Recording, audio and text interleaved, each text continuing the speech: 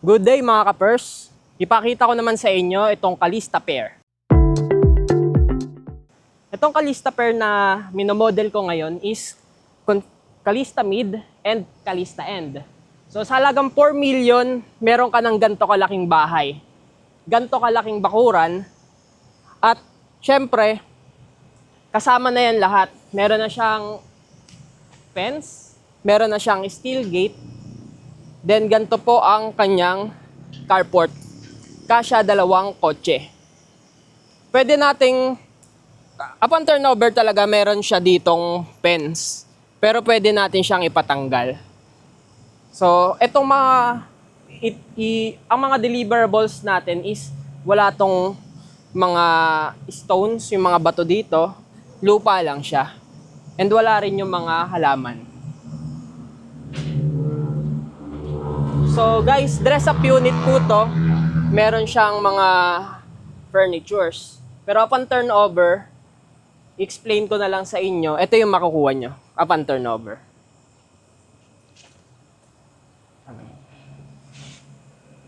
Yan. So tara, pasok tayo.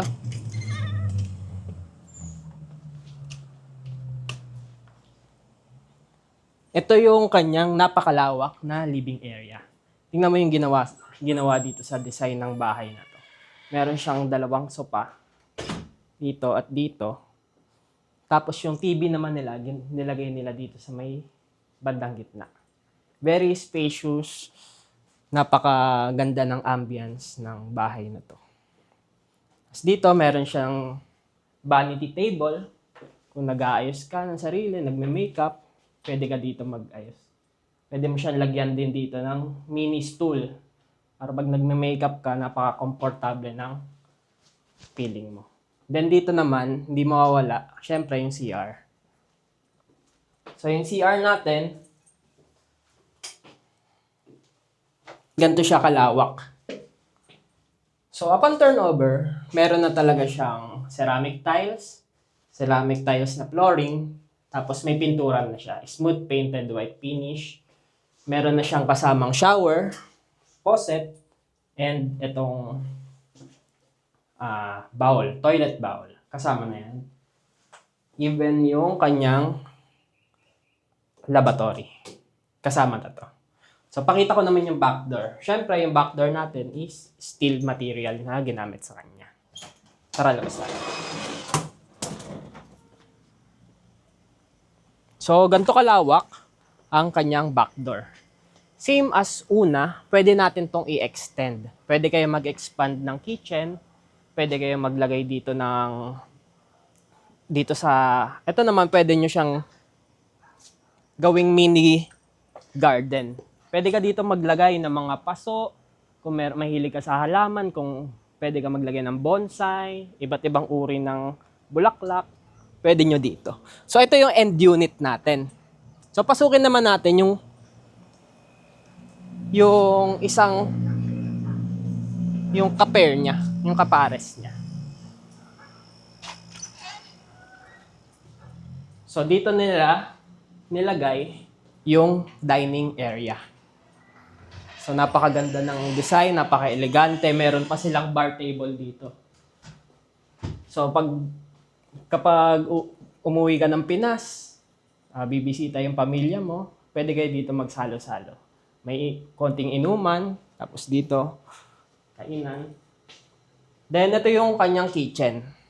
Napaka-cute ng design ng kitchen na ginawa nila dito. Very minimalist. So ito yung lutuan, lababo, tapos nilagay nila yung rep. Siyempre, meron siyang mga countertop tables. I mean drawers.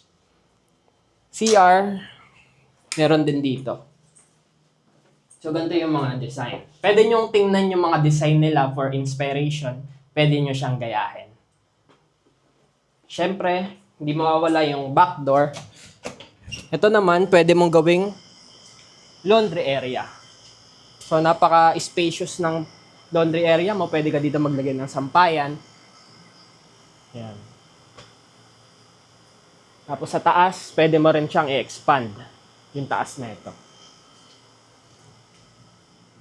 Check naman natin yung kanyang second floor. So, mapapansin nyo dito, sa Calista Pier kasi, pwede kang mamili kung saan mo ilalagay yung hagdanan. Pwede mong hindi patanggal. Pwede mong hindi rin ipabukas tong unit nyo. Pero mas maganda yung naka-open. Para mas spacious talaga siya tingnan. So, yung stairs niya is nilagay niya dito sa left side unit niya. So, ano ba yung materials na ginamit sa hagdanan natin? Siyempre, cement. Cement to lahat. Mag-ingat ka lang dito, may sirang ano. So, precast po siya. And ito, meron siyang steel railings. Kaya mag-ingat ka dito ha. Natanggal. So, unahin natin ang kanyang bedroom number 1. Yung room partition, pwede pala kayo mamili. Ilalagay ko dito sa video, i-edit ko na lang siya para makita nyo kung paano nyo pwedeng designan ang inyong Calista Pier. Pero ito sa model unit, ginawa niyang 3 kwarto. So ito yung kwarto ni Bunso, pwede mo dito ilagay.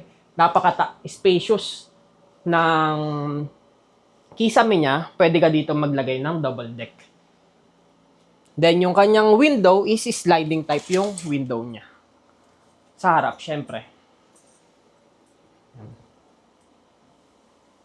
Ganyan. Kitang-kita mo yung view ng labas ng bahay mo dyan. Tapos, sa aircon, hindi mo na kailangan magpatibag ng walls kasi meron na tayo dito partition para sa may provision na tayo para sa aircon. Window type. Mga 1 HP pwede na dito. So, ganyan kalinis ang ginawa nilang design ng room na to. Napakaganda. Yan. Check naman natin yung bedroom number 2. So, mapapansin nyo dito may extra space. Ginawa nila yung storage. Pwede nyo siyang gawing walk-in closet. So, open natin yung... Ito naman yung bedroom niya.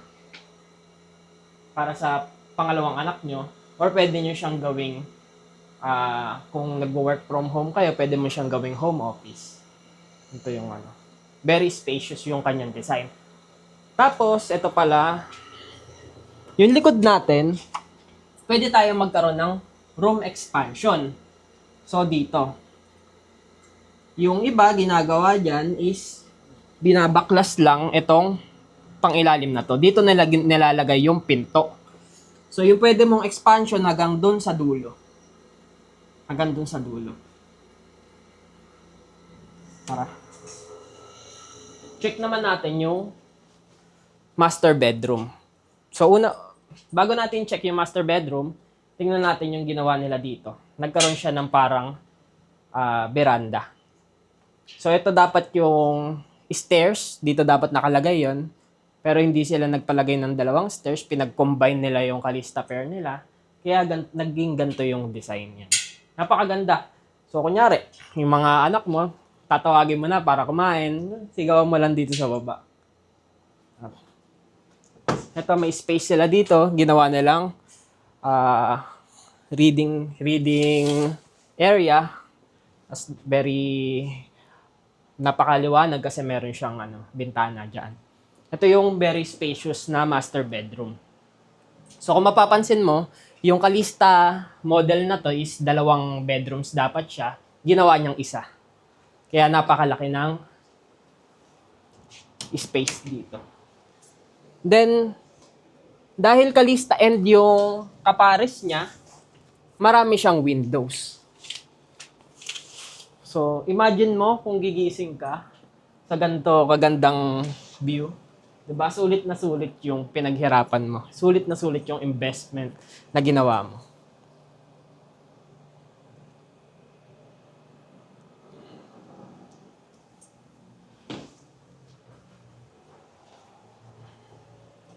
So, ito yung Calista pairs natin. Kung interested kayo sa unit na to, pwede kayo mag-inquire. Ilalagay ko lang dito sa video natin yung QR code. Diyan nyo kay message. Okay na.